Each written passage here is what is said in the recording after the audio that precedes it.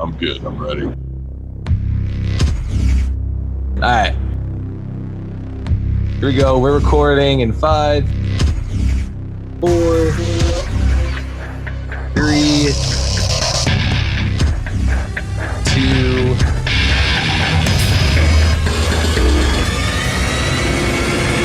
1.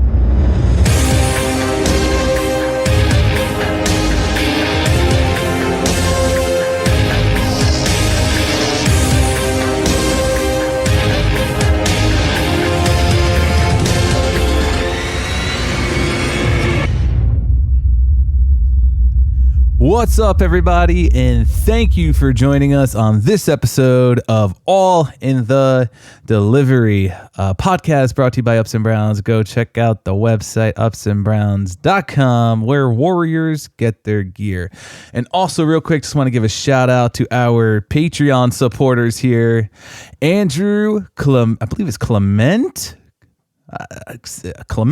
I'm just terrible with names, as everybody knows. Like Fernando, Ryan, and Tony, thank you guys so much for the support. We appreciate you guys. And as you heard over there in Pathetica, Connecticut, let's introduce our host, Mr. Bobby Hoyt. How are you? What's up, Warriors? Just an update on Pathetica. They're introducing a new tax. That's all I got. So, I swear, I'm not even making that up. how was the week? The week was good. We missed you. Thank you. It was. It must have been taxing. It was. Good one. Do we have a drum? Don't kick me off. Yeah. Dad jokes per episode. Let's go. That was dad jokes. And over down in West God, Virginia, Luke, how are you, buddy?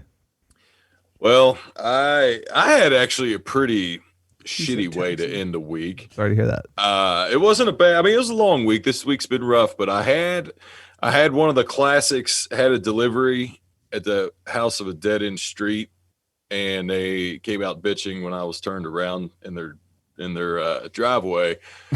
And I'm talking. This was a good old boy. This wasn't like a nice establishment. I'll say it was gravel and it was frozen. So, you know, he came out bitching. Candy Reed, he had no trespassing sign. Yada. I was like, I just have a delivery. I said, you're 35, right? And of course, it didn't matter. And you know, it's just the 1%. And the package was for him, and he still came out bitching? It was for him. Oh, but you man. know, normally it's 99% good, and it's normally the 1% that pisses you off, and that's what I didn't let it ruin my day. It ruined my morning, but I didn't let it ruin my day. Jesus. But it finished out strong. It was a 9 p.m. night last night, so if we'd have podcasted last night, I'm not gonna lie, I might have been bobbleheaded. I'm just saying. Well, here we are. Here we are. And also, guys, we got a very special guest joining us tonight. Our guest is from San Jose, California. She's been with the company for 7 years now, only driving for 6. She's an amateur boxer as well, and has been boxing and training for the past 3 years. Guys, you aren't going to want to miss this one. Please welcome to the show, Bianca Garza. How are you? Is that good? Is that how you say it, Garza? Did I fuck it up? Yes. Yes. No. Nailed it. You got it. Nailed it. Can you reintroduce her like the boxer guy? And in this corner. Go ahead, buddy. You were just doing it. No, you're the moderator. I can't. You could do Bruce Buffer or Michael Buffer. They're brothers, but they have different announcing styles. And in this corner, wearing both great. all browns, weighing in at 140 pounds. Shit. At a height of 5'5", the undisputed lightweight champion, Bianca Garza. Let's go. I think I'm ready to fight, guys. Let's go. Here we go. Nice. I know. Just wait till we can get the crowds back. That'll be great. I know. So how are you, Bianca? How was your week? I can't complain. I mean, Friday's the best day, you know? I mean, even if it's you get screwed over or whatever, you just got paid. So good point. Shit. Very Good true. point. So Good point. yeah, we got rain this week though. So my thing was just to focus and don't forget how to, be those California drivers that don't know how to drive in the rain because, you know, nobody knows how to drive when they see rain. And I didn't want to be that person, especially behind our vehicles. So, yeah, true story. That's crazy though. Like, I guess it makes sense because it doesn't rain that often out there in California, but that's nuts though. Like, people just like, they just lose it. Yeah, they slam the brakes for everything. They see a rain job, oh, it's a traffic jam, and I'm like, can we just keep going, just keep going, you know?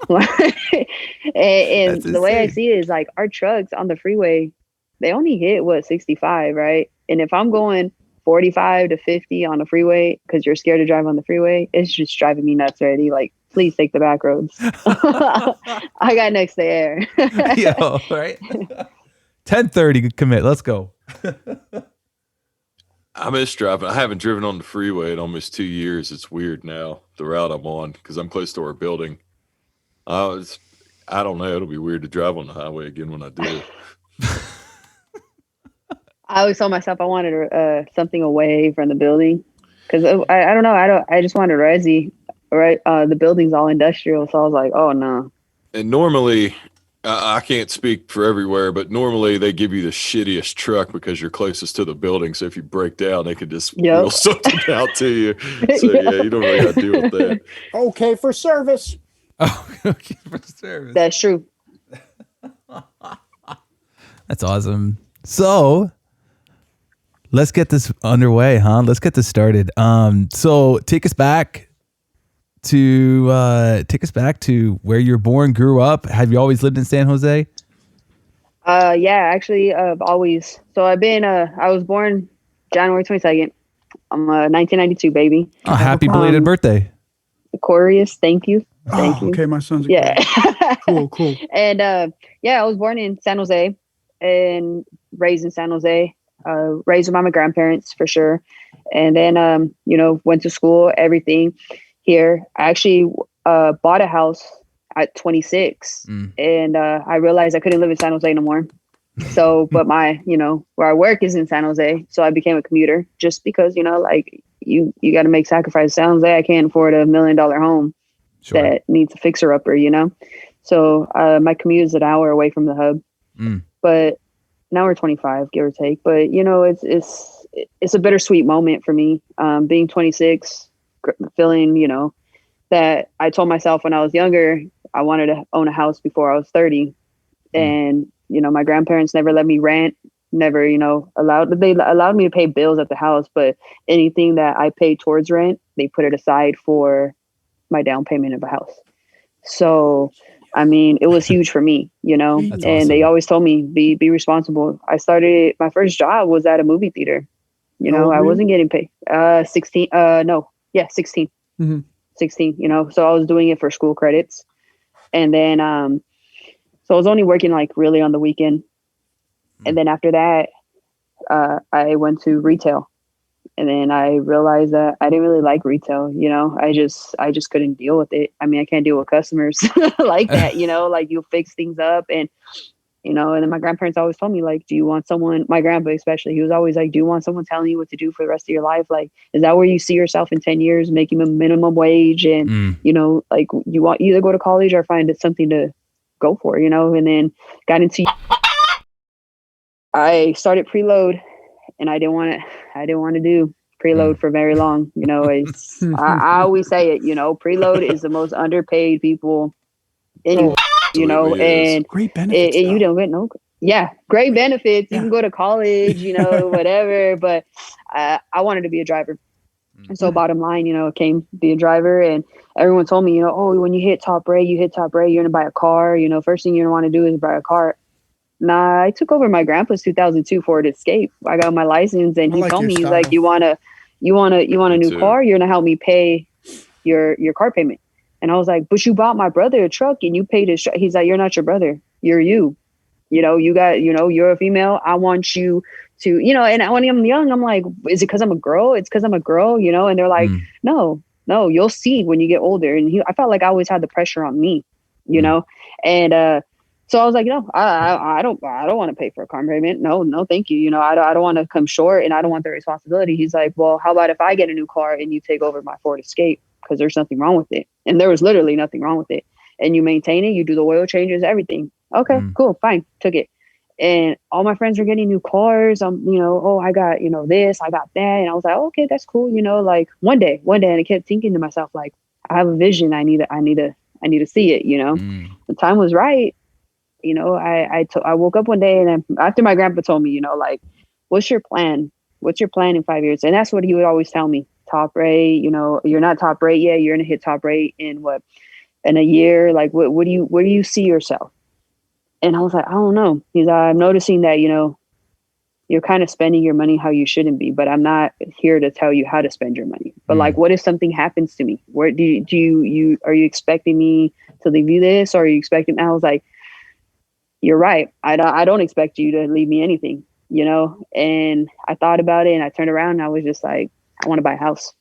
And he was like, what? And I was like, I want to buy a house. Everything that I've been putting, and I don't mind putting groceries in the house, but groceries ain't cheap. But everything that I'm doing for you and I put away from rent and stuff like that, I'm ready to buy a house. And so we went house hunting, and before I hit top rate, I've learned the responsibility of paying a mortgage. So then I hit top rate. I just thought to myself, like, okay, well, now I'm going to buy my truck that I always wanted, So it all leveled out and people were just like, are you rich? And I'm like, no, it's just everything that I save for, I started my credit like very late, so I was able to not, I didn't start it at 18, they were always really strict with me and I never knew why. But when it all came together and the pieces fell into place, I'm like, okay, this all makes sense now. Right. And so now it feels good that when I go to work and I commute and I come back home and I have a weekend and I'm at home, I'm like, dang, this is home. It's a bittersweet moment. That's awesome. So real quick, there was a lot that you just went through, and we want to touch on certain things. I know Luke has a question for you. Well, I listened to Lars's episode, and I had I have a really close relationship. I had with both of my grandparents. My grandfather passed away a while ago. My grandmother's still alive. She will be 100 years old in September. So she's still going. But no, I just I knew I just was saying it was how was I going to word it? Like it hit home sort of in a different way because we had different, with I listened to everything, like with like what you said growing up, what you saw with your mom and stuff. Yeah. And how they protected you. And I mean, it was different. It wasn't like the same situation, but my mother passed away when I was a kid, and my grandparents kind of, they just sort of always looked out. My dad wasn't he's always was good, but for about a year or two, he was kind of in bad shape just with dealing with my mom passing and everything. So my grandparents, I really, it's a blessing to have. And I wanted to ask, is your grandmother still alive?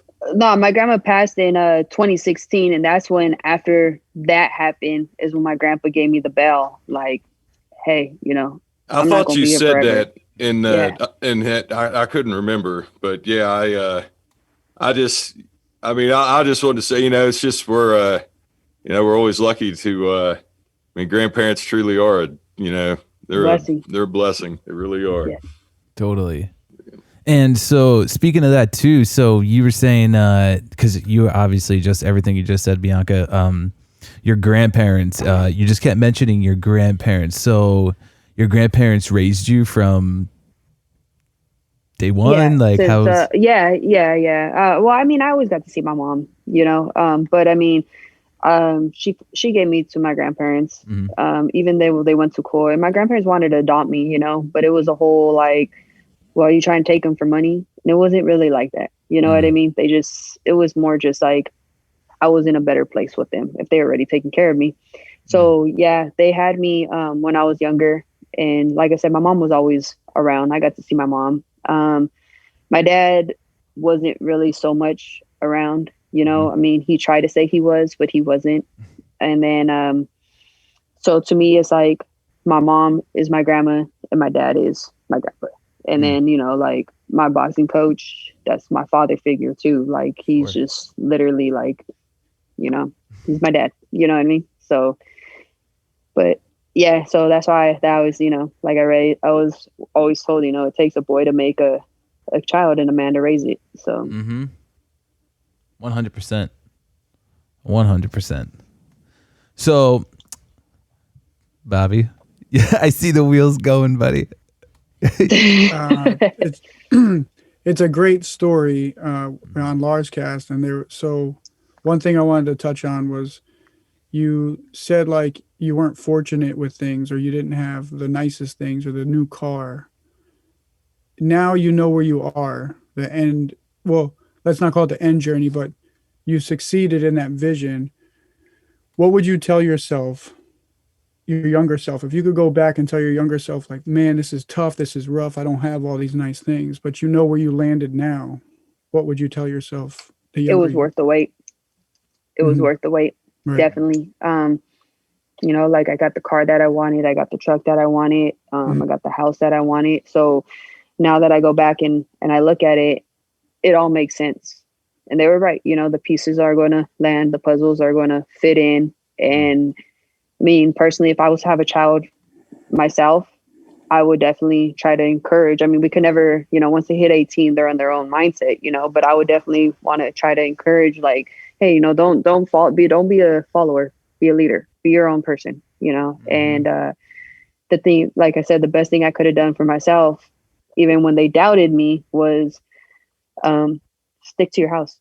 I had people say, oh, she'll, my own brother, like, oh, she'll lose the house. She'll lose the house. And I was like, what? Like, I'm not going to lose the house. Like, I fought so much for my credit. I started late, but because me and him don't have a relationship, he's more of I always got to be better than you. I'm not like that. I'm more humble, So the way I seen it, if my grandparents went and pushed me as far as to get a house, that to me is something I can remember for the rest of my life. If something ever happened to my grandpa, it's like, hey, this is what he left me. This is where he led me. And say, if I choose to buy another house in the future, at least I had the experience with my house here in California to say, hey, maybe I do want to buy one in Oregon, or maybe I do want to buy one in Vegas, because you just never know. You might always keep my priorities open. I never want to settle for material things. I mean, I still want to grow, I still want to grow. So whatever life takes me, I want my retirement home. California is super expensive. I mean, the weather is nice, but I mean, sometimes it gets hard to. The way I see it is, if you live in California, I feel like you're always living to work, but you feel broke. You know what I mean? Because it's like bills, and everything's just up. Sounds like pathetic kid. Yeah. But as long as my house and my bills are paid, I mean, I feel happy. You know what I mean? So it's not all about the shoes anymore. It's not all about the high end belts and clothes and all. That's all young when I was a lot younger. I think Misty had an Insta story once, but said like, "Hey, listen, I live in California. Like, I forget what it was like. It was like, I'm broke, but I'm California broke. If I'd be living like in Utah, I'd be balling out or something." I laughed so hard. Yeah. I was like, yes. When I went to Oregon, I was like, man, tax free? Like, you mean it's for real? $199? Like, yeah, you're paying $199. I was like, oh man, California would be like two something. Yeah. You said you mentioned growing and evolving and not just like settling.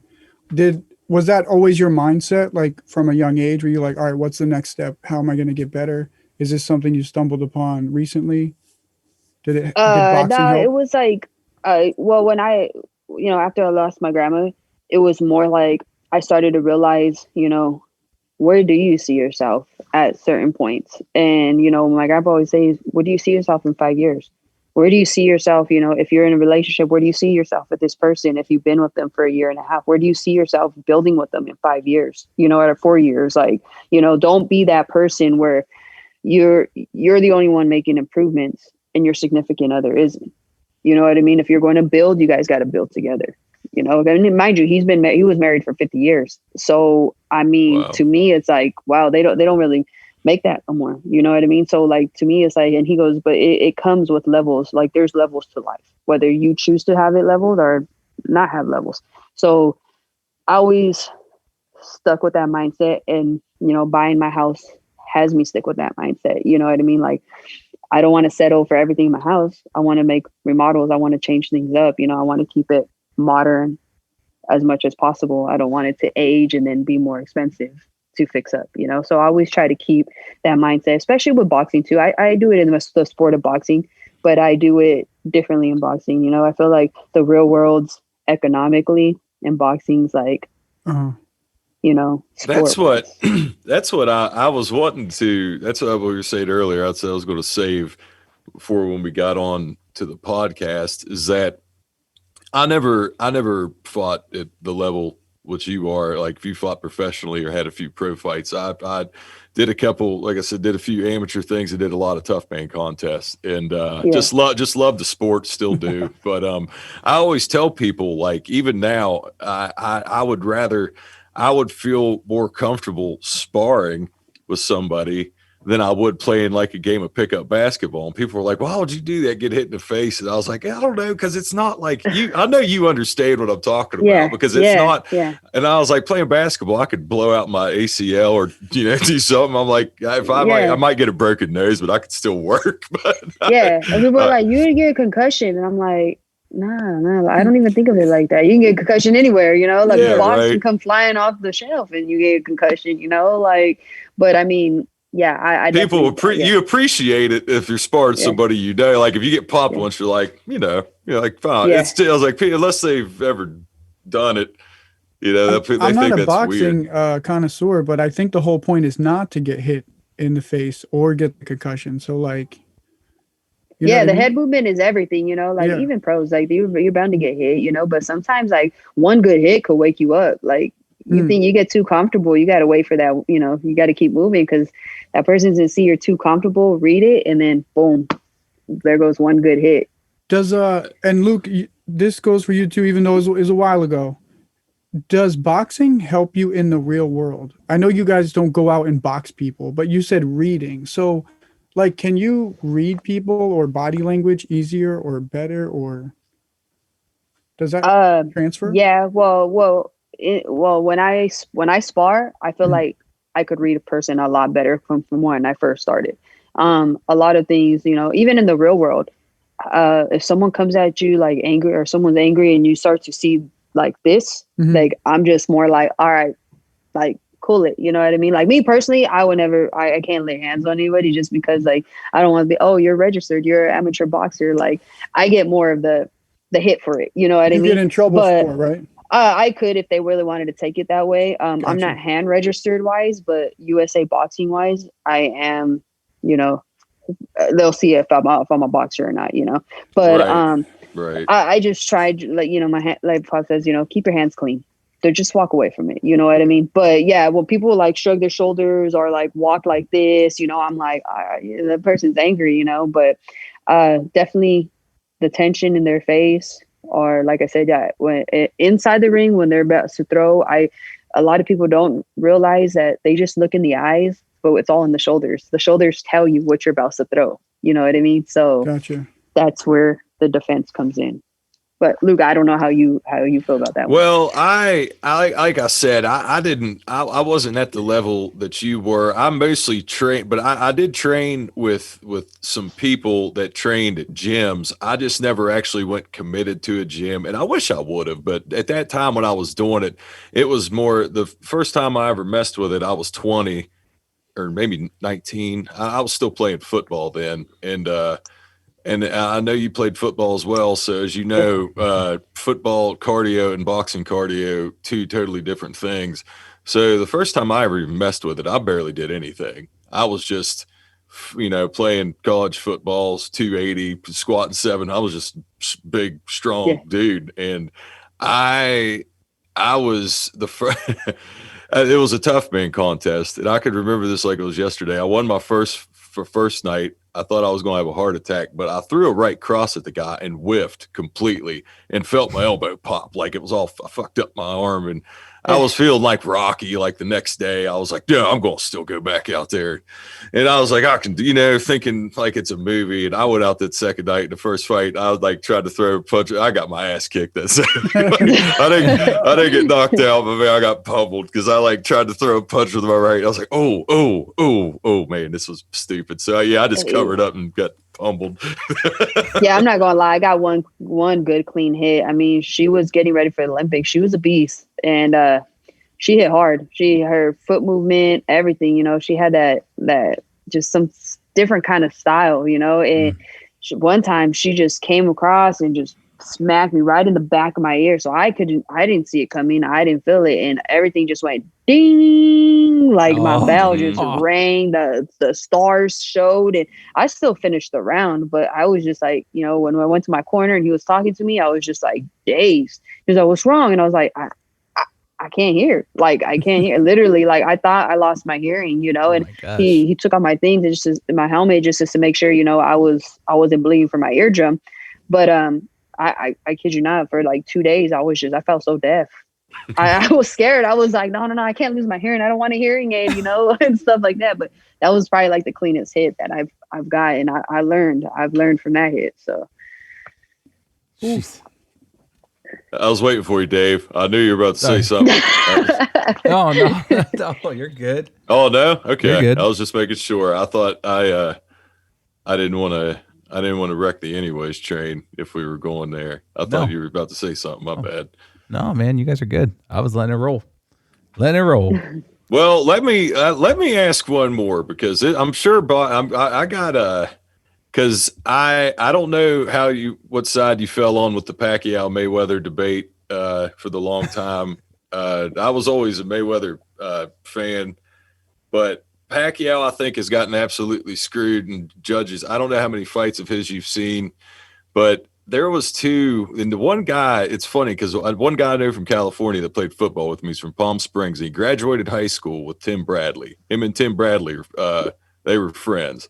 So Tim Bradley, Dave and Bobby, I think he's retired now, but he was a welterweight. He was a fighter, and he was fighting Pacquiao, and this was before him and Mayweather fought. To just long story short, this is when it was like the big debate when they were going to do it. They kept fighting. Pacquiao beat Tim Bradley's ass, and they gave a split decision to Tim Bradley. And Bob Arum was Pacquiao's promoter. He even said in an interview, he's like, "That's the worst decision I've seen, but I mean, I'm going to make a lot of money on the rematch, but that's the worst decision I've seen." The motherfucker literally said that after. I was like, wow. Yeah, that said a lot. Right? Yeah. I remember just sitting there in absolute awe. He fought another dude in Australia and got screwed. I thought, I forget that. But anyway, yeah, I wasn't really a big fan of his, but damn, that dude's gotten fucked over. Well, I guess Pacquiao is supposed to be fighting Ryan Garcia?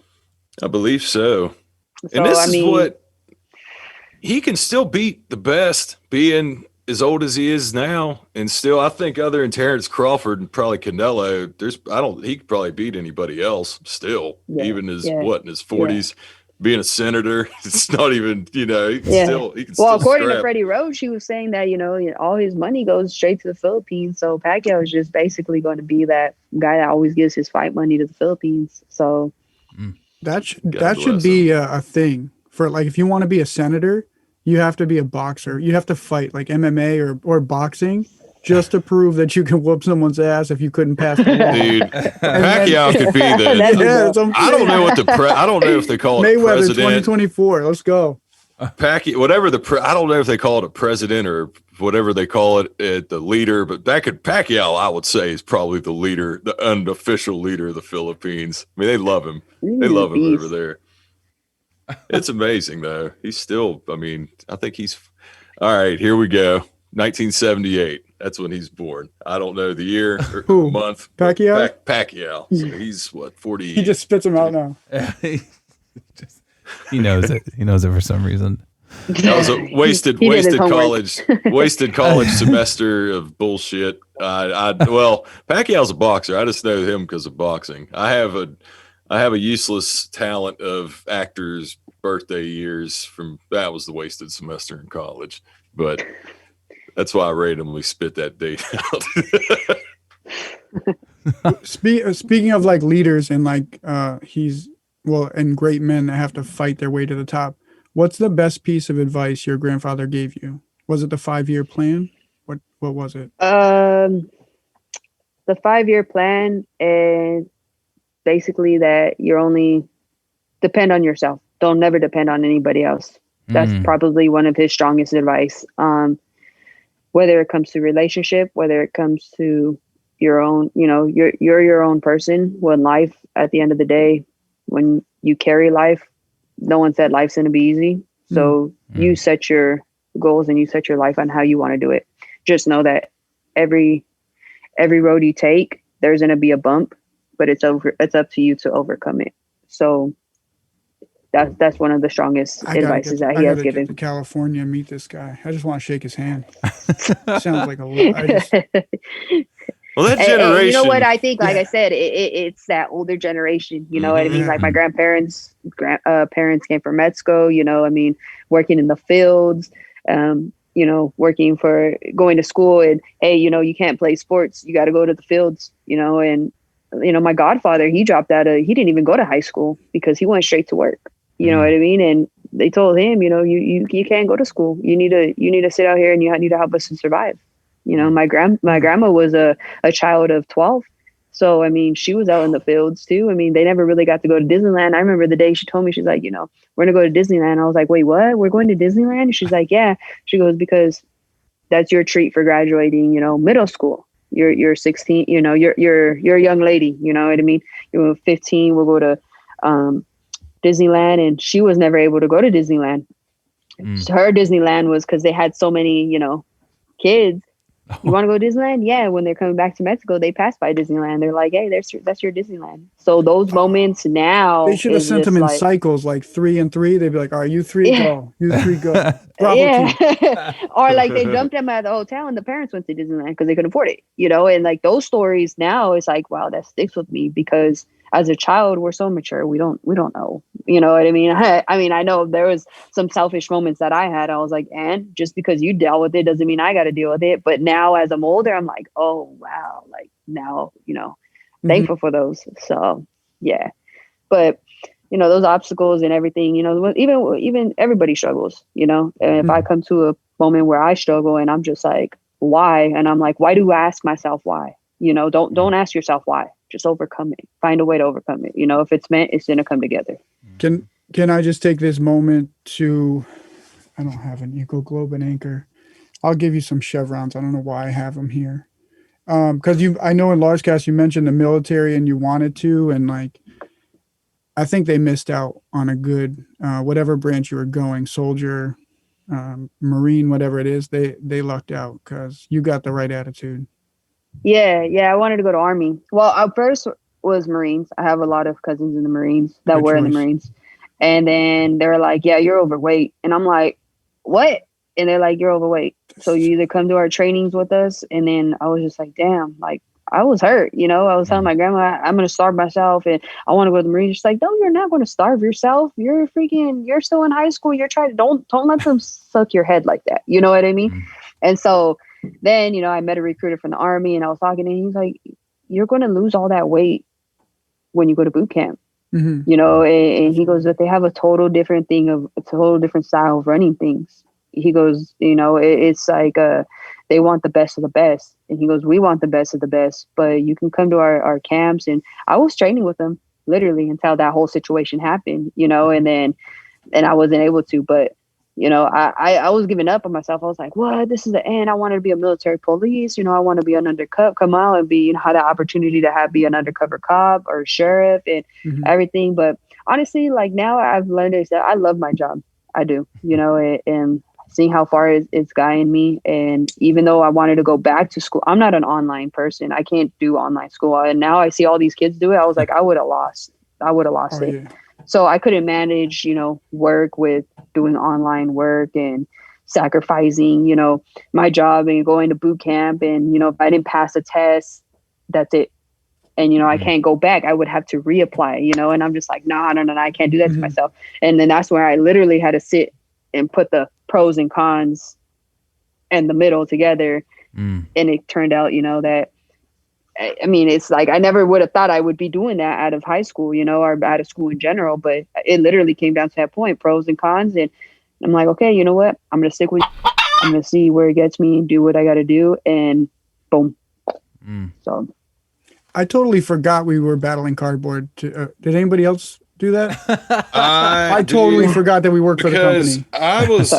I was going to say too, from Lars's episode how much you would want to get into it with because you got did I hear right that they ended up because of what happened? What you had kidney failure? Was that what happened? Yeah, I had a kidney failure. Yeah. And So basically, my immune system knocked down. I caught the flu, which the immune system knocked down the kidneys, and then it wasn't just one kidney; it was two kidneys. So, both kidneys. So it was both kidneys. Both kidneys. That means you're like, that's. Yeah, I was done. I was supposed to be done. I knew I was. Yeah. Done. But the doctor told my grandparents, no, she's not. They're still, we can make this work. But my body knew. My body knew. I went in weighing from what I was weighing, and I went in at 230. By the time I went back to the doctor, I was huge. Like my eyes were shut, my hands were shut, everything. Jesus. And literally by like the time I exited the hospital, the survival of everything, overcoming all that. Like 2 weeks later, I was at 100 pounds. I lost everything. Took online classes. And they literally had like. Apparently they punished that rookie doctor that sent me home that one day when I went to the hospital the first time, and he didn't do no test, no nothing. He's like, oh, she just has a flu. Continue to give her NyQuil and DayQuil. If you have to upper the NyQuil, upper it. Paging Dr. Pepper. Yeah, pretty much. So, fuck. Yeah, so that's when the military was just like, after that whole thing, they're like, you're a huge risk. You're a huge risk. We can't, I would love to take you because I know you would kill it out there. He goes, but government wise, they're going to read it and then they're just going to turn you right back around. And it's going to crush you more. Right. And so that's when I was just like, all right, cool. And then I just started seeking other options, did driver helper, worked preload, got to meet drivers, did driver helper during peak season, and boom, I was out there, became driver. And not to be confused either. I'd love to meet you in person as well. You're, you know what I mean? Like a descendant of your grandfather. You guys are amazing. I'll be your driver helper. Let's go. Most qualified driver helper. Yeah, right. Oh, we would just leapfrog. And like, drive it up. I won't be like Bernie. Okay, I won't sit there. If we tell me to go, I'm going. I mean, how great? Can we touch on how great these Bernie Sanders? Oh my God, dude! Internet is lightning fast, man. One picture and the guy's posted everywhere. He was part of Wu-Tang Clan, like just everywhere. Anywhere and everywhere Bernie could be, he has been. And I got that. What a picture. Oh, shit. And there was another saying I wanted to make sure because this caught my attention too. And what you said with the newer generation, how the drivers are, how I'm not going to say verbatim, but I think it was butts and seats, hands and feet, they can get away with murder now. And I was like, holy shit, that's so true. The way that it's set up. Oh, did we lose her? Oh, there she is. There it is. And it's so like when you said get away with murder thing, I was like, yeah, that's so true. Because I was just thinking of the shit that I see now. I was like, man, they would have grilled me alive if it was me. The dress code, I don't have to help, or no, the best thing so far has been I can't do the route because it doesn't have a cradle. Yeah, that's happened to me. Or I can't help. Why? Because the cradle doesn't work, or this I need the you did the whole route without the cradle. Well, MapNav doesn't work. I'm like, what? Like, no. Back in the day, it was like, you got 14 hours. Exactly. That just happened. That literally just happened. My center manager texted me a couple Fridays ago. It was literally like 5. I normally wake up at 6, but for some reason I was already awake. It was like 5:30, and my phone vibrates, and I see it. So I was like, what the fuck does he want right now? I'm thinking, there's no way he's going to ask me he's going to give me the day off. And so he asked me, he was like, can you run 8B? And I was like, yeah, that's fine. That's not my normal route, but it's the route that I live on, and has basically no pickups. It's a lot less. It's slower paced than my route, but it's like kind of sticks, and it's in the country, and our roads are beat to shit here. And his cradle in that truck, they always fuck up. So this dude had been running this route for a while. This guy that was covering, because I've never had a bid route until this year. I've always covered. And or last year, I guess now. But So I get in and I go to put the diet in, and I see it doesn't work, and I was like, oh. That's why they needed me to run this fucking route. I was like, they were like, yeah, they're cradle. But I mean, I was fine with it because I don't mind. Like I said, I don't mind the route, but it made me mad because I thought, I was like, 10 years from now, that driver who couldn't do it without the cradle is going to be a 10-year driver or an 11-year. I don't know how long he's been driving now, but I said, that's just, it's, they're making it less and less. And they're making it almost like you're literally babied. You know what I mean? Like you're coming into this job and everything's given to you now. And man, I remember like now you just, no, I don't know how to do it. Okay, let me call a veteran. Let me see if they're willing to switch. Like you just said, or whatever. Or do you think you could do this? Or do you want to go over? Do you want to go home today? Because you have a cradle and this person can't do a route without a cradle. I'm like, what's going to happen if technology fails? Because I remember when technology failed and I had to go to shelf for shelf and type everything in. Right. 190 stops. It's shelf for shelf. Type everything in. If Ed comes back up, we'll send it to you. But they don't see it like that. They don't see it like that. So when I was listening to that podcast, I laughed because the time it takes, because you're 6 years driving, and 6 years doesn't sound like a lot, but that much, only in that short time, that much technology has affected the professionalism of it. Or technology wise, 6 years is like 30. Yeah. where we're at now, I feel like. So when I heard it, I was like, holy shit, 6 years. And the next crew doesn't know how to do it. They're like, I need cradle. Or like, the best thing an on-road supervisor had told me is like, hey, if you can't read a map, I mean, I'm not going to lie. When I first came into the job, I didn't know how to read a map. I was like, read a map, like everything just looks like, scribbles. So I would look at my phone just because I'll zoom in. I'll be like, okay, this street leads into this street. And you get the hang of it, The best thing someone could have told me is like, hey, I know you're not supposed to use a personal device, but if you really want to find that easier, buy a portable charger, so your phone just never dies on you, because you're going to be out there. You're going to see different routes. You're going to have to help. You're going to have to make people, when they honor 9.5, and you're just the bottom of the bunch. You have to get these people in to make 9.5. And I'm like, darn, this is what they were talking about, right? And now it's just like, well, tell them to buy, their phone died. Well, tell them to buy a portable charger. Yeah, but that's a lot to be carrying on you. Plus, plug it. I'm like, wow. So the cradle just makes sense for everything. Like it just created lazy drivers, I guess. Or no, they don't know how to survive. So cute. That is so fucking cute. Like, it's true. I can't carry that. It's literally Amazon's hiring over here. They can't survive. It's so true. Right? Yeah. What are we going to change the name to? Like cardboard babies? Cardboard infants? Like what the fuck? Tech dependent motherfuckers. Yeah. Cardboard tech dependent motherfucker. That's not going to fit on anything. It's so true. Listen, though. If you're a new guy listening to this, step your goddamn game up, okay? Yeah, no shit, because or just because you made 30 days doesn't mean you have the top of the seniority. No, you're still on the bottom. You're still on the bottom. I made it up page. I was on page 4 and I made it up 3 spots. That doesn't mean you're up there. Like where I came from, you still respect those people up there. Like don't question them. You're still the bottom. You know what I mean? So. Oh yeah, dude. It stings, but it's true. It stings, but it is fucking true. That's why we wear brown, because we just eat shit. Let's go.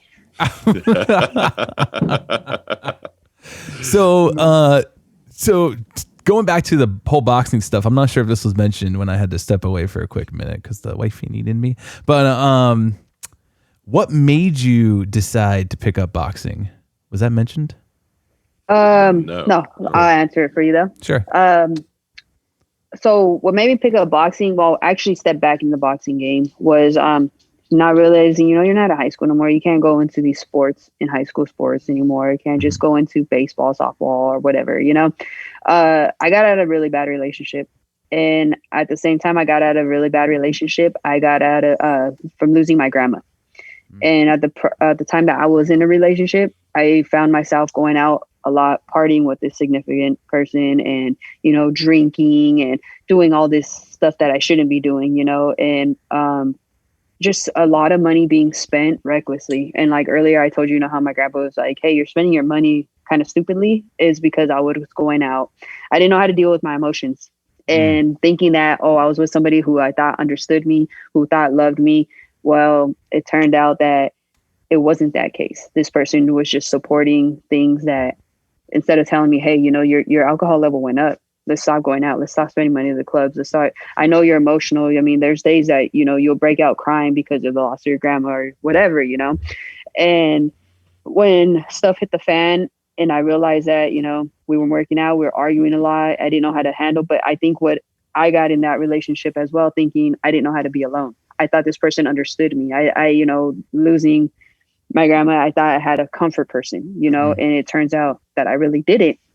And so moving past all that, I lost myself and I was losing myself, and I was like, how am I to step away from this, and then getting a talk from my grandpa about what are you going to do to pursue to yourself. And, after I told myself I was going to buy the house, my next step was I'm going to find something to seek to help myself, And so the person I thought, we were going to get back together or whatever, things were going to work, kind of supported my house and like, let's, I'm proud of you. You got the house, but it was fake support. But in my mindset, I wanted to think it was real support, And so I signed the papers to my house and everything. And this person turns around and I found out with my gut instinct that they were cheating the whole time. That's why stuff hit the fan. And then I thought to myself, and I'm like, one of my best friends was like, hey, it was never really there. If that person loved you and supported you, they would never do that to you, so you got to find yourself, look at yourself in the mirror and see if this is the person you want to be and continue to be. And I told myself, my friend Jaime Hernandez. So I looked at myself in the mirror and I realized, and he's like, it may look dumb that you're talking to yourself, but you're going to answer yourself, and he's like, but it's up to you. I could only sit here and give you advice. It's up to you to make that change. So I did it, and I realized it's not me. I can't sit here and tell myself I'm drinking because of my grandma. I'm drinking because of my relationship. I'm losing myself. You just made a huge commitment to yourself. I'm buying a house, so are you going to lose everything for this simple thing? So you think your grandma wants to see you like this? You think your grandpa wants to hurt and stress like this, knowing that he's only getting older. So I told myself I was going to land in the boxing gym. And when I went into the boxing gym, the whole reason why I say boxing saved my life is because it made me see and feel a whole different vibe. I was comfortable, compared to the boxing gym where I was at when I was a little bit younger, in high school and stuff.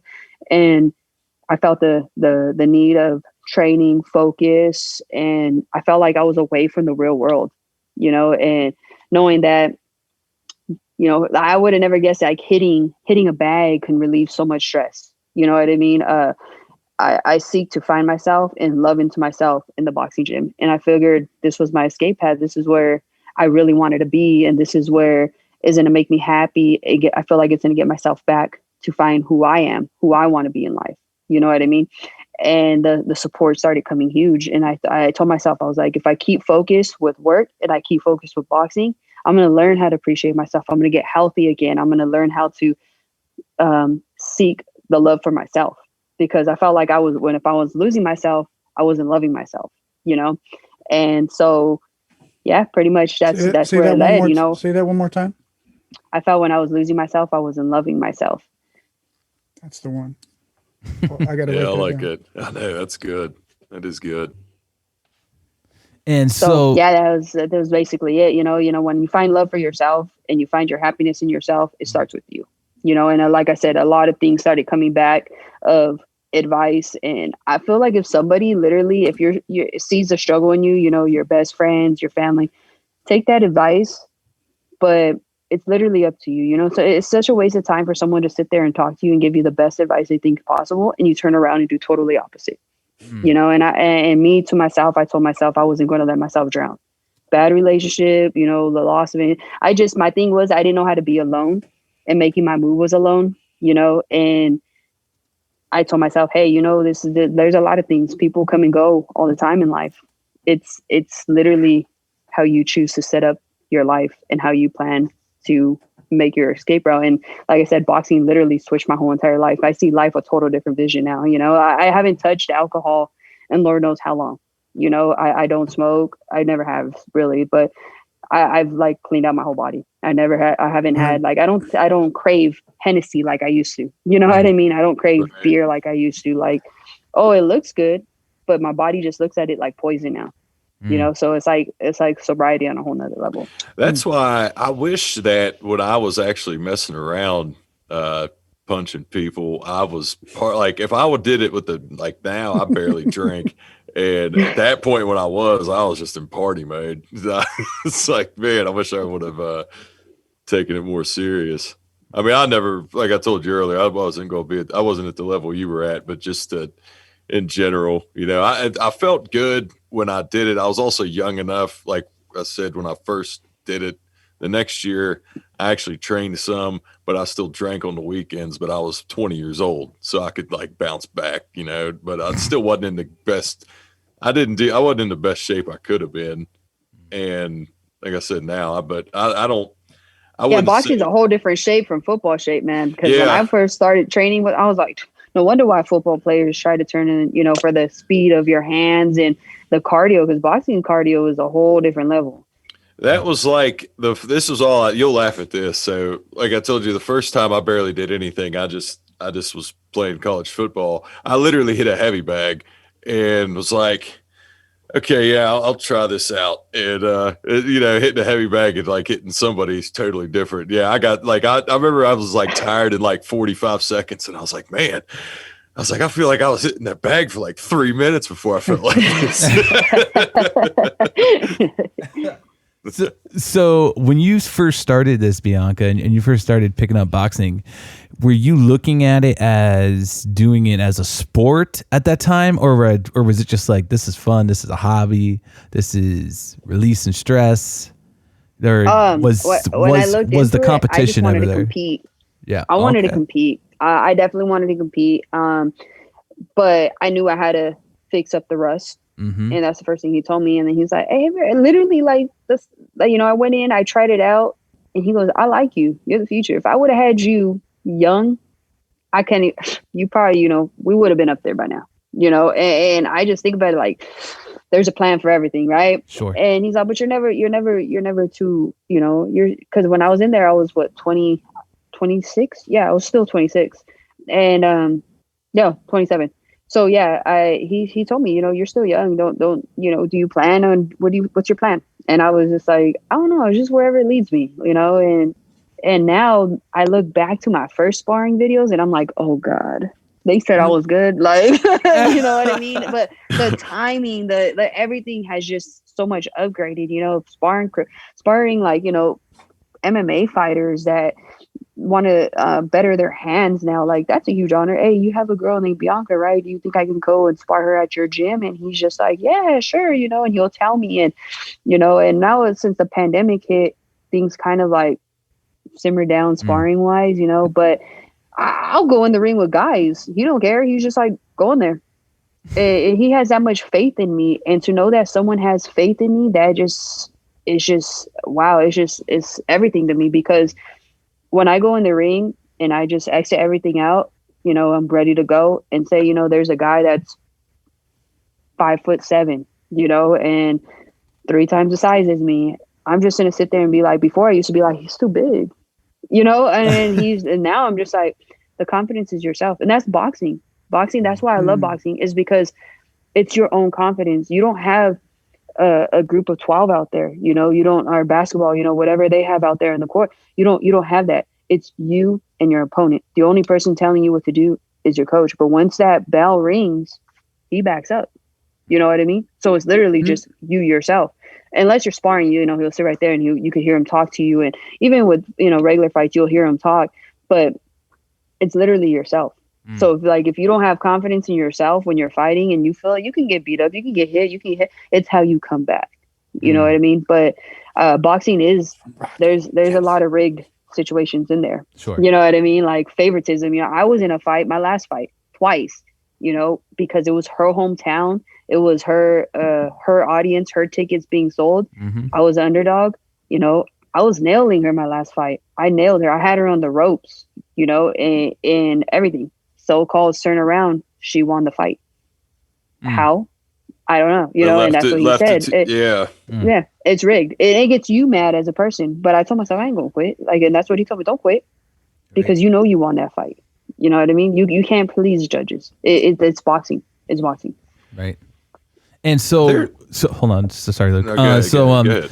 So I just want to ask you, and you don't have to bring it up, but you did bring it up on Lars's podcast, and I want to ask you about this story that you mentioned. And this was to a time, because this one really stuck out to me, just how it was like a real wow factor. And and that was the story that you told when you sucker punched your mother's boyfriend, I think it was at the time. It was her husband. Yeah. No shit. So if you don't mind telling that story, because that story really stuck out to me. I was like, holy shit, like that's fucking incredible. You know, that you had just the balls to do that. Like, yeah, he was my stepdad. Well, my used to be stepdad. He turned into a drug addict, and you know, he was doing crystal, meth, all that stuff, you know, and my mom being in the marriage, she didn't know how to get out of it. And he was a very abusive person, you know, and which is why I kind of try to linger to my grandparents, because I never seen that with my grandparents. My grandpa never laid a hand on my grandma. You know, he didn't believe in that. But my mom, I mean, being a kid, you still want your mom. You know what I mean? Sure. You know who your mom is. And I did anything as a child to try to see my mom. But I was also so scared because I would see her get hit. And I was scared that what if my mom dies, or what if I leave and my mom dies, you know? And I would always stay so quiet because she was always like, don't tell grandma, because grandma's not going to let you come to see me no more. And I'm like, well, we're going to grandma and you got a bruise on your face. And she's like, just shut up, be quiet. Don't ask, don't say nothing. And I'm like, so I always felt like that closed up child, you know? Yeah. And so one day when I was in the shower and we were in an apartment, and I stood with my mom, and they were arguing. Mind you, my mom that night had made a Mexican dish, you know, and he went behind my back, and it was like stuffed bell peppers, but in a Mexican version, right? He broke glass and he shoved it inside the bell peppers. So my meal, her meal, had shredded glass in there. That's how sick he was. Fuck. So when my mom served me, I had my rice, and, you know, as a kid, I'll sit there and I would shake like this, you know, because I was scared. I'm not going to lie to you. And we all sat there as a family. We dug into the food. My mom took a bite and she's like, don't touch that. And she went like this, and she took it out of her mouth, and he looked, and she goes, I didn't cook this with glass in here. And literally right when I was about to eat it, mine was the one with the most shredded glass, but it was fiberglass. Mine was fiberglass. So it must have been when we went to the store. So they had a huge argument, and here I go, nervous, you know, like even talking about this brings me back to that childhood, you know, flashback.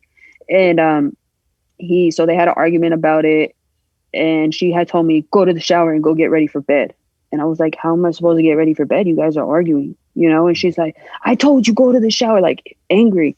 And he was just like, you're this, you're that, the B word, you know, F you, you cunt, like calling her all these crucial, hurtful words. And he always used to say, you're a snake, you know, you're screwing this person through the wall. And it's like, this is what drugs really make someone do. You know, he used to think he was cheating on her, but the person was through the wall, hiding in the wall.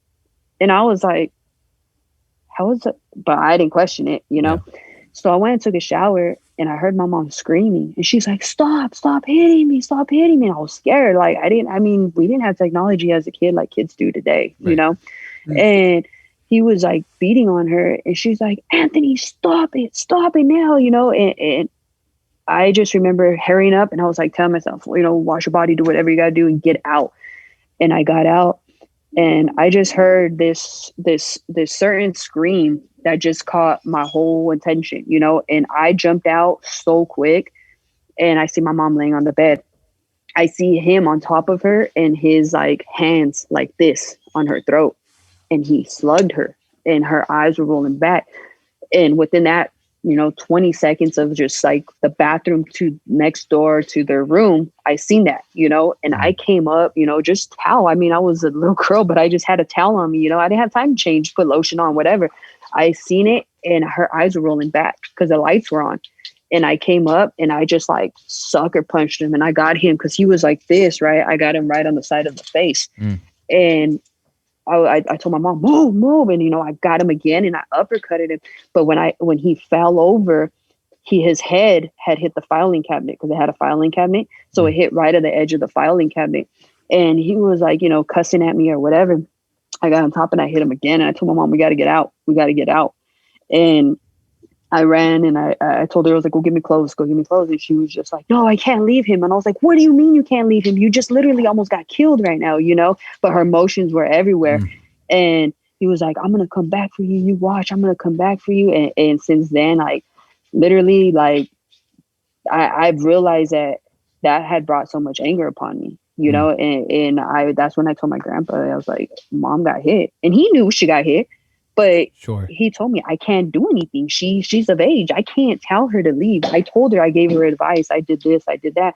But me as a person, like I would never allow myself to be hit by anybody. You know, I just can't. And that's where it also came to power to me, where boxing is my escape path, because sometimes I think to myself, like, even as an adult, flashbacks do come back, you know, and I would never want to be in a relationship where it's domestic violence, even though if I laid hands on the person, I would probably be at fault, you know what I mean? But I just couldn't, you know. And my grandma always used to say, like, well, I feel bad for whoever hits you, because by the time the cops come, they're going to be like, that person hit you first, like, you know. Yeah, right. But yeah, I definitely laid hands on him, but it was just to save my mom's life, you know. So and it just sucked because, you know, my little brother got to grow up seeing that, you know. He grew up with a lot of his dad's instincts, but to me, it's just like I tell him today, you know, he's like, well, you're lucky you have this. I mean, if it wasn't for, you know, grandpa and stuff, I'm not lucky. I'm not, because they didn't sit there and they didn't say, here's 10 grand to sit there and put a down payment on your house. They didn't say, here's my credit, use it. Like, I did that. You know what I mean? It's a choice I made. I didn't sit there. I could have been living with him still, and then, you know, or I could have been homeless out in the street if I chose to follow all the wrong paths out of anger. I had to change my life for myself. You know what I mean? So, and that's why I tell everybody, you know, at 18, you can get raised, but at 18, it's like you choose your way now. You know what I mean? And you start to choose it as a pre-teenager. Like pre-teenager, people want to be in gangs all the time in high school over here in California. You know what I mean? They want to prove their point. They want to follow their friends. But I was always told, once you graduate, are your friends really your friends? All those 30, 40 friends that you say that are your friends, are they still keeping in contact? I kid you not. I talk to like probably about 4 friends from high school that are my closest ones, and we've seen each other grow. You know what I mean? And that's what I try to tell, you know, my younger siblings. But I tell them, man, everybody's your friend, because the moment you get in trouble, who's really your friend when you're in jail? Who's gonna pay those visits? Who's gonna put money on your books? Yep. You know, so that's it. So you would say that's when that, I don't know if you want to say fire for boxing happened, but like you said, it was that moment when, like, you know, like the anger and stuff like that got all built up, and so that kind of made you look for something different, that made you look for that release.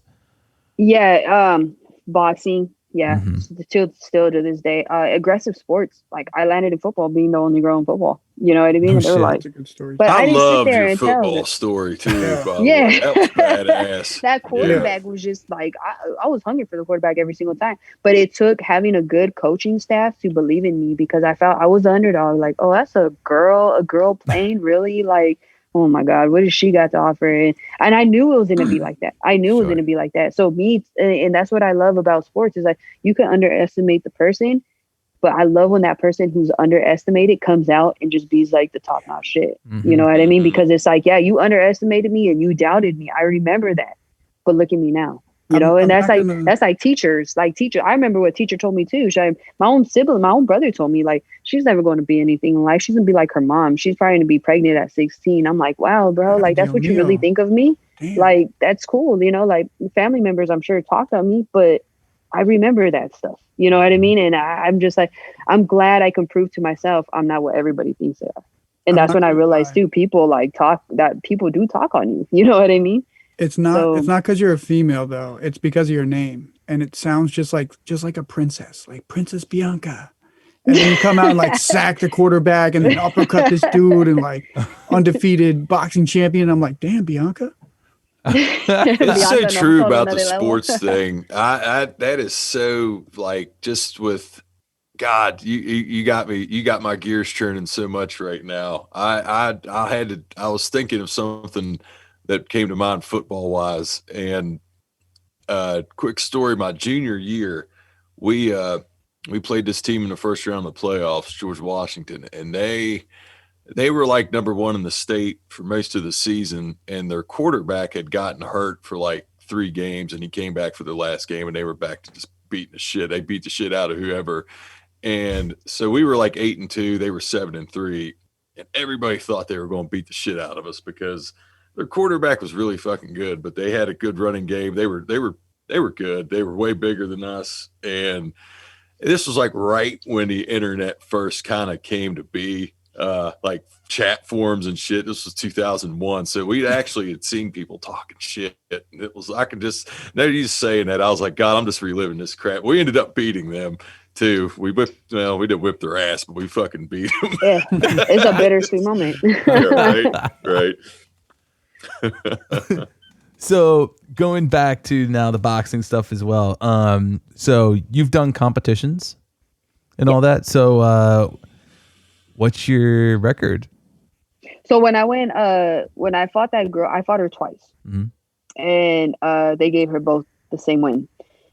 So right now I'm sitting at a Rob 0-2, but I take it and I sit on it, and I'm not going to let it get to me, because he honestly thought I was going to quit after that. He seen me get robbed the first time. But I'm not going to quit. Quit. Most boxers do.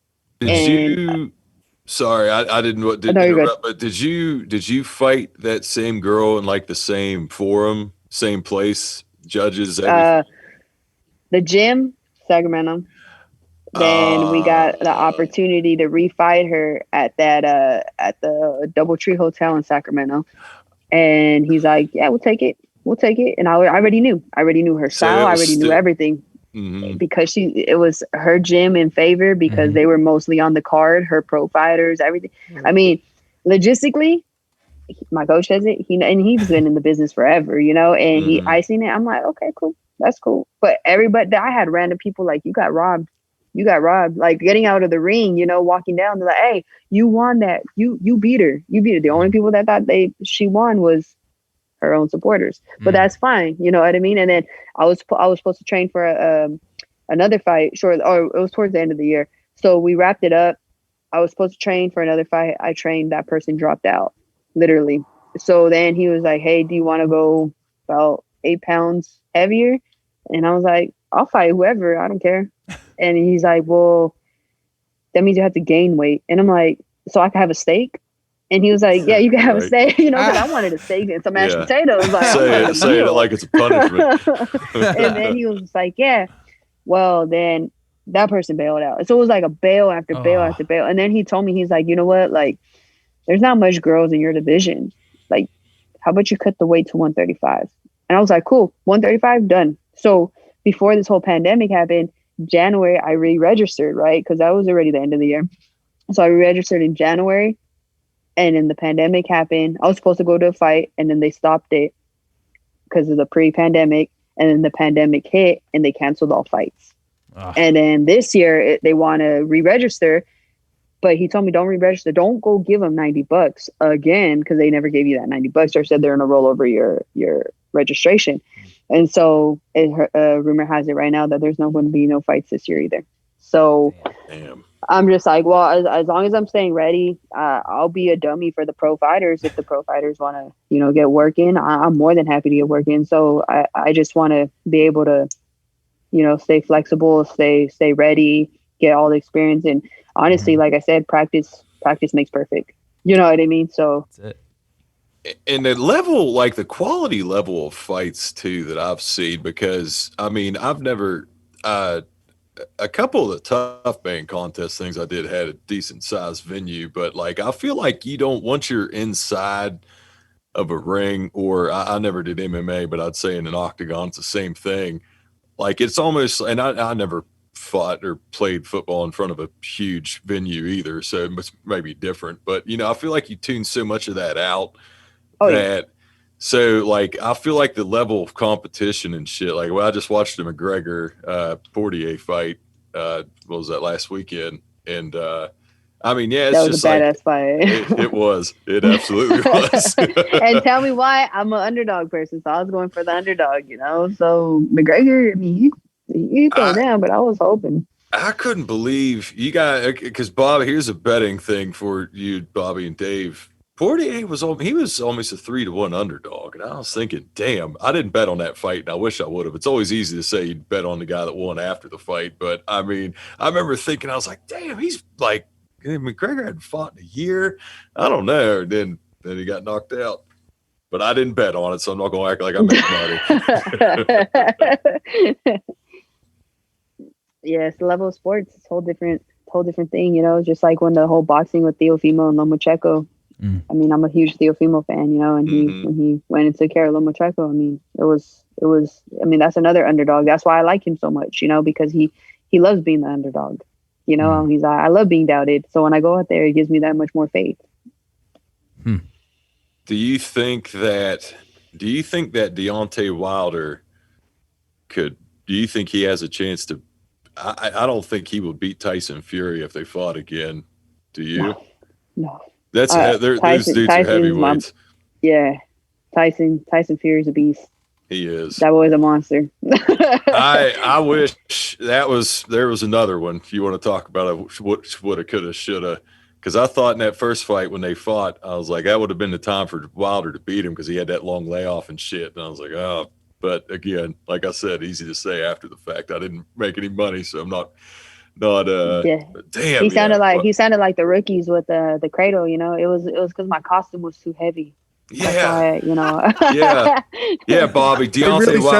Deontay Wilder comes in with like this. He comes in with like this huge man. Like it's a get. It looked like Predator. It's WWE. Yeah, dude. Yeah, it looked like Predator. That's a good example. And then after the fight, he said that stuff weighs like 30 pounds or 35 or 40 pounds. Okay. And he said he wears that down and it wore him out. And I was like, what a fucking cop out to say. That's really cute. Yeah. That's really cute. And I hate to I can't talk shit about Deontay Wilder because he caved my face in, but yeah, I'm not going to elaborate how much. I'm not fighting for the heavyweight title either. Fucking saying it. I'll tell you right now, if I had a title fight and lost, I wouldn't blame it on my fucking what I wore to the ring. Let's tag him in this one anyway. Don't hit me, Deontay. Yeah, exactly. Don't hit me. Stop being a little bitch. But no, I'm just kidding. I'm kidding. Yeah. I'm training with Bianca, so you better watch out. He's a big dude, Bobby. He's about 6'7". There you go. That's awesome. You said you mentioned confidence in the ring, but you also before said something about like being humble. Does boxing do both? It gives you the confidence, but like when you get that left hook to your ear, does it kind of humble you at the same time? Yeah, it does, because or even if somebody goes like, oh wow, you whipped my ass today, like you beat my ass in sparring, like the MMA girl Brooke that I recently sparred not too long ago with, and she was like, man, I'm so glad I came to spar with you. Like, I want you to be my official sparring partner when it comes to fastening my hands. She goes, your intensity is a whole nother level. Like you're like, I told her, hit me, don't sit there and tap me, hit me. You know what I mean? And it's because when you hit me the way you normally hit, and I go out there and see whoever I'm going to fight, because I don't care to know about the person. I don't care to know how they fight. I don't care their record. I just want to go out there and I just want to know that it's you and me in that ring. You know, hit me. When I told Brooke, I was like, hit me with what you got, because you're going to better me. And when she sits there and she's like, hey, you know, you're really good. You do this, you do that. I'm humble enough to say, thank you. You know, like I respect that you respect the way I fight. But the reason why I say I'm humble is because I never sit there and let it go to my head. Because if I let it go to my head, I get too, like, it's too cocky. You know what I mean? I always sit there and be like, well, I'm humble enough to say I'm still going to be better. Like, I feel like you can never be the best. The best has to train to be the best, to be the best, to be the best. You know, there's levels. And so, boxing, you know, boxing does bring that out. Like, oh, you know, what are you gonna do if you do go pro? Be humble. No, you're not. Everybody says that. No, like, when I bought a house, I'm still humble. I don't think I got it all, because the way I see it is like, it still belongs to the bank. I'm still making payments to it. And that's just like boxing. You're giving your life to boxing. One solid hit could end your career. And if you think you have it all and you think you're making the money and you're doing this, you know, it can turn around and smack you in the face and like set back to reality. And now what do you really have? You know what I mean? Like, are you still able to go back and perform your job? Or do you have to sit and really dig into your 401k and your life insurance and everything else? Because now you got to dig from the pocket of that and see what you put away set up for you. You know what I mean? Because either way, I mean, like, even my own job could, you know, one injury could be it for me, you know, and what am I going to do? Do I have enough to support to myself? You know, because one injury from my job can take my injury away from boxing, because, you know, we need every body part in boxing. So that's why I say, you know, it humbles me in both ways, as a person and as, you know, my hobby and plus my job. So I could never sit there and say, I got it all. I got it. No, because I don't. You know what I mean? And like I said, like, me growing, you know, sitting at 29, I still want to grow. You know, like I said, there's levels. So I try to stay not to get too ahead of myself, put it that way. Right. So, but that's the way I see it. Beautiful. That is awesome. So real quick too, most boxers have a nickname. Do you have one? No, I don't have one. We gotta come up with one. I haven't. I know that's what they tell me too. But I haven't came up with one. All right. That question came from the chat. We got a couple viewers here that are part of our Patreon and all that stuff, and he was like, "Most boxers have a nickname. What's Bianca's?" So hey, everybody wants a nickname. I don't know. I guess I even haven't felt the need to have the right one. Or I just take so much pride in my birth name, because it's my birth name, and I feel like it's pretty powerful. You know, it's powerful. You know, like he thought it was like a princess name. To me, it's like, no, you know, I have a background to my name, and I feel that like that's who I want to put on for is my name. 100%. Do you mind telling us the background? And I meant princess just with like, the utmost respect of one day becoming a queen. Yeah. Just the background of seeing, you know, the mom, you know, my childhood background, all the abuse, you know, the juggling around from, you know, my grandparents to my parents, you know, being that kid in school that, you know, was once bullied by a group of people, you know, that just thought, oh, she has a lot of friends, let's be jealous of her, let's beat her up. You know, I didn't know how to react. My grandparents always told me, don't get in fights. My grandpa was just like, as long as you beat her ass, you ain't in trouble with me. My grandma was total opposite. You know, she's like, you're going to hear it from me. And I'm like, well, grandpa doesn't get home till like 6-7 o'clock. So damn, I'm definitely going to hear it, you know? Right. So I was always like, but you know, just literally everything I've been through. That's my background, you know? Can we just make it Bianca the Boxer, because you battle cardboard boxes and you're a boxer and it's Bianca and it's double B? Yeah. Maybe. Okay. Yeah, for you it works. Very good, Bobby. Very good. I got the moves. When the pandemic shit gets lifted and we can be in the crowd, Bob, we'll get a sign. 2 B's right there. There you go. Yeah, we're gonna have to do live Zoom when the pandemic hits, so all you guys can see the fight. God, I wish I would love to do one more, but I'd have to put my body in a mountain of ice if I could even make it out now because I'm so out of shape. Dave and I already sent messages. We're gonna send you in the ring with her because Dave plays hockey and I play soccer. So I mean, it would be an honor to spar, but I'd be done. I'm telling you, I'm so out of shape right now. I couldn't. It would be. Do a couple laps around the ring. I'll throw the towel. I would pretty much probably just. I would probably just sit there with my hands up because I haven't gotten hit in the face in a while, and I probably would just. It's been a minute. It's been 2012. That was the last time. So. Yeah, I've never sparred or messed around since. So yeah, it'd probably be refreshing to get popped with a boxing glove again. It'd been a minute. Literally, like this whole pandemic, one thing I've learned a lot because I used to do a lot of headshots. You know what I mean? And the overhand right is what I was known for. You know, but I learned how to work the body. Literally, I realized that the body just breaks you down. You know, I can come with a clear rib shot. I can come with, you know, one thing a lot of people leave open is when they do this and they shoot, they drop this hand. You know what I mean? So everything's like this, you know, they leave this open. How the chest shots can affect somebody, you know, just sit your hand right in there. In the Mayweather thing where you tuck in, you know, your shoulder and just roll. Shoot out. Yeah, I learned a lot. But see, that's what my 2 fights that I had because I was so rushed to like, you know, to cut my weight and I want to compete. You know, my pops has confidence in me. Let's go. Like, I'm ready to fight. I want to do this, you know, running. And I mean, I realized like, okay, the headshots are cool. You can knock somebody out, you know, but the body shots is where you lead it up to.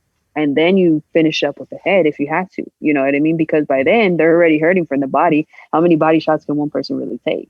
You know, if you keep clearing them. And like one thing I noticed too, is that a lot of people, you know, leave this down. You leave the shoulder open all the time. You just keep hitting that shoulder. Eventually that shoulder's going to start breaking down, you know, because the shoulder is the lead to keep your hand up. So that was when you said overhand right, I only had one knock. Well, I had 2, but one was like a TKO. I had one like legit, and it was an overhand. The guy, it was tailor made. He was like 6'3". I'm 6'1". He's a little bit taller than me. It was just at a quarter. It was awesome. The only one I ever scored. But I'd always, like you said, the body, after that, I would always think I was a headhunter. And the last one I ever fought in was the most in shape, the most prepared, the most I ever did glove work sparred ever. But everybody I sparred with was taller than me or my height. I'm 6'1". So I went in and I fought a dude that was 5'8", and he was just a little bowling ball brick shithouse. And I was so used to throwing overhands because I loved to do it because that was my best punch. And obviously I couldn't throw, you know, I was like, this guy was coming up to and he beat me. And I hate that it ended like that.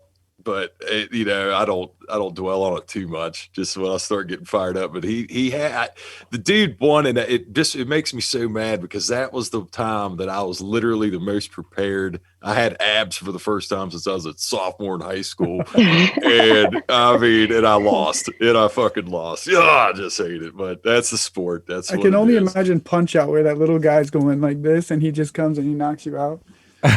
Oh, Little Mac, man. I think that's what it was, right? Dude, speaking of, I witnessed somebody. I don't know how many people had played Punch Out because that's an old game. That's Nintendo. Probably nobody who uses a cradle. Nobody uses a cradle. They don't even know what that is. I need a cradle, and what's Punch Out? What is this podcast about anymore? Dude, I saw somebody take Mike Tyson to a decision on Punch Out. They didn't knock him out. I've never seen it again, never seen it since. People who had to be old enough to play Punch Out would understand it's almost impossible. I don't know how it happened. Yep. So a couple more questions, at least I have. Who were your influencers for boxing? Like the boxers that I look up to? Sure. Teofimo Lopez. Mm-hmm. And actually one of our signed top ranked boxers here in San Jose, Andy Vences. Nice. You know, even though as a female boxer, he reaches out to me, and he always tells me all the time, you know, like just stay your head in the game. You know, boxing is not an easy sport. Whether you want to go pro, whether you want to stay amateur, whatever, believe in yourself. And I think that's when I find boxers that like him that tell me, you know, to believe in myself, and my coach should tell me to believe in myself. It's more motivating, you know, and then telling me like never change who you are, stay humble is another thing too, because like I told him, he took 2 losses in his career, you know, and everyone starts to doubt him now, like, oh, you're not good anymore, just give it up. And it's just like, one thing my pops has told me too is just because you lose doesn't mean it's the end of the world for you. Like right. people take losses in life all the time. Yep. You know what I mean? You can sit there and you can have a 0 in your bank account, but does that mean that it's the end of the world for you? No, you just got to fix it up. It's learn how to fix your money habits. You know what I mean? Your spending habits. But and to me, like I told him, you could take 2 losses because, you know, when I took those 2 losses, I can't sit there and fight and change it on the card. I had to sit there and fight to get better and change up some things so I can change things differently, you know? And that's one thing I've learned about fans too. You know, fans sit there, oh, I support you, I support you, I support you. The moment you take a loss, it's like the support wasn't really there. You know what I mean? That's one thing that drives me nuts too and I think it's worse in boxing than it is in MMA, is that so many people are afraid. Like there'll be managers, like there for a long time, Triple G couldn't find a fight because nobody wanted their guy to fight him, because if they didn't want to risk losing the zero, you know what I mean? Yep. They don't want to risk the loss. And God, that just, that drives me nuts when that ticky-tack shit happens. Yeah, or like the promoters can set up your fight and just set it up and to set you up to not to lose, you know, and right. they build up all this fan hype, and then it turns around and it's like, oh, now we're setting you up to a challenge. But it's like, when you really look at these boxers' records, they're no names, you know, and people are like, oh, he just kicked his butt and this and this and that. And it's just like, I never knew any about this, you know, and then my pop's like, look at that guy's record. He only won in Mexico, and every time he comes here, he loses. So it's like he's paid to lose so this guy can raise the bar. You know what I mean? I was like, what? It's like that, you know? But once I started getting into boxing a lot more, I started realizing a lot of stuff is rigged. So when they finally meet their match and finally go stronger and meet somebody who's in the game and take that loss, they're, oh, you're garbage now. You know? And it's just like, that's so like Tom Brady, you know, Tom Brady. Oh, you're, you know, the Patriots are shit. I'm not a Patriots fan at all, but, oh, they're cheating. Comes around and takes the Buccaneers to the Super Bowl. And it's just like, are you still cheating? Because he ain't got the same coach. You know what I mean? Cheating. He just went and took an underdog. So what's going on? You know, and it's just like the criticism's everywhere. So. Go ahead, Luke. This is Luke's favorite team. Luke's like, well, she knows that. I told when I got her email and it was Oakland Raiders, I told her, I said, I still say Oakland. It's going to be a hard habit to break and not call them the Las Vegas Raiders. But yeah, I'm a lifelong Tampa fan, and it's been awesome having Tom Brady. So, I got one last question here, and this one actually came from the chat as well, and this is a pretty good question. So if you can get in the ring with any boxer in boxing history, who, you know, just to see what they got, or, you know, just to see how you handle up to them, you know, against them, who would it be and why? If I can get in the ring with anybody, and honestly, I would definitely want to go against a female. You know what I mean? I mean, being a female boxer. But it would probably be, I really look up to as a female boxer is Michaela Mayer from Top Rank. So I would definitely want to get hit by her and just, you know, just work with her. And, I mean, obviously spar for sure and go against her. But I mean, being someone I looked up to as a female boxer, I definitely want to feel the blows from her. That'd be awesome. Yeah. The pro, I thought you said that earlier. So is the pro boxers at your gym, are they with Top Rank?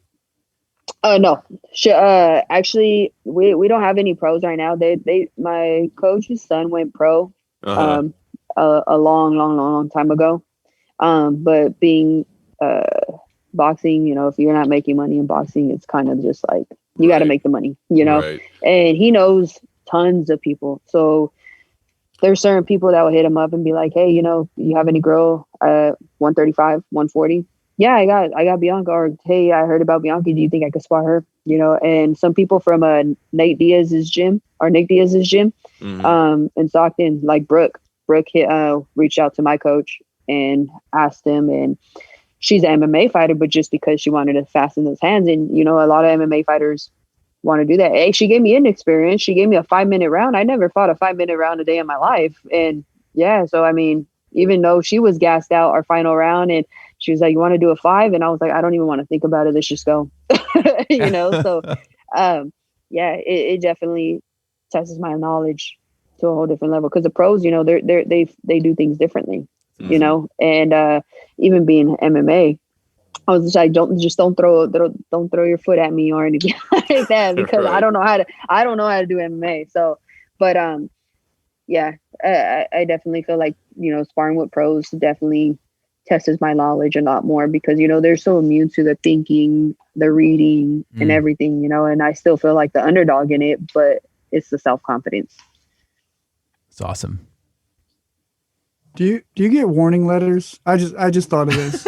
Or do they Do I just get not warning mess with? letters? Yeah, do they just not Okay. mess with you? They're like, nah, fuck that. I'm not giving her a warning. You give her a Supervisor, warning. Yeah. Supervisor Rich's aviators get a dent between them. I'm not giving her a warning letter. Oh, hell no. You give her a warning letter, Supervisor Mitch.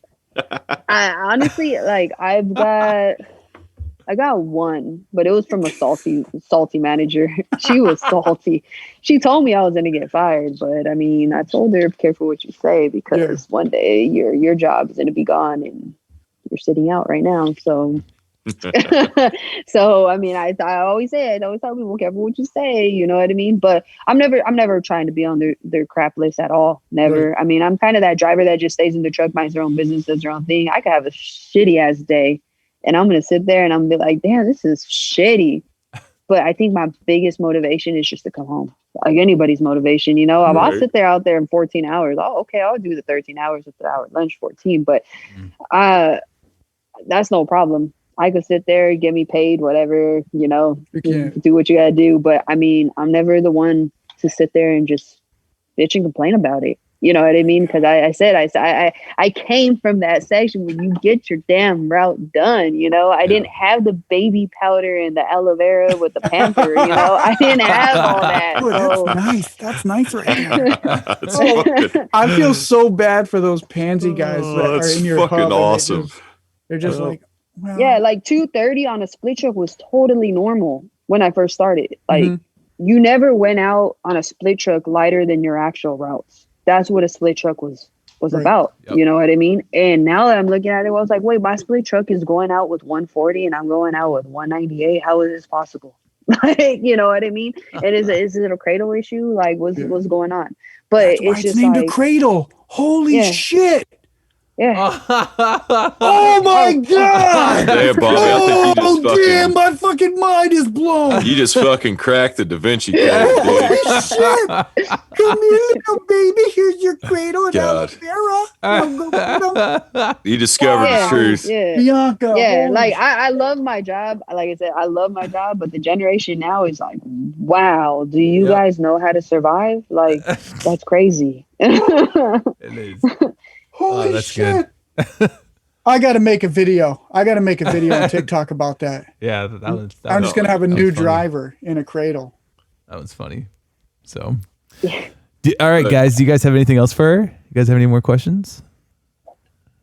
No, No. I'm highly impressed. My Thank you. mind's blown now with Bobby, because that's so true. The cradle, you just cracked the code, dude.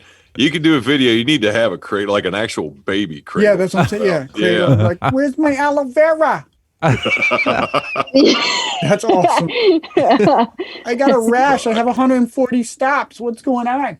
So, Yeah. Or I worked a 10-hour day. That's a really long day. And I'm like, or like some of the people that, oh, well, I'm not getting overtime anymore. So what's going on? I'm like, but you were just the one crying that, you were too heavy during the pandemic. What's going on with that? Yeah. But that's why I stick to myself, because I can't deal. I just can't deal. nope. So, Bianca, last but not least, do you, by any chance, have any questions for us? You got anything for us? No, you guys are awesome. Oh, Honestly, thank you. thanks for just like this opportunity. Like, I mean, it's always cool meeting new people and being the first time Absolutely. meeting you guys is just, it's amazing. Cool. Well, Yeah, appreciate you coming on. definitely. And thank you for coming on. Like Luke just said, thank you. So that's gonna wrap it up. I hope everybody enjoyed. Where can they find you? You're on Instagram? Instagram and Snapchat is Garza_1992. Cool. Well, guys, you've heard it there. Go give her a follow over there on the Instagram and the Snapchat. And don't go anywhere, Bianca, after we say goodbye. We want to say goodbye all fair, so hang tight. And guys, also, like we were just mentioning before, we had a couple questions from the chat. You can get yourself in the chat by signing up on Patreon. Go check it out. We have exclusive benefits. It's in the link in our bio on Instagram, Facebook, all that social stuff. So go check it out and see if you guys are interested.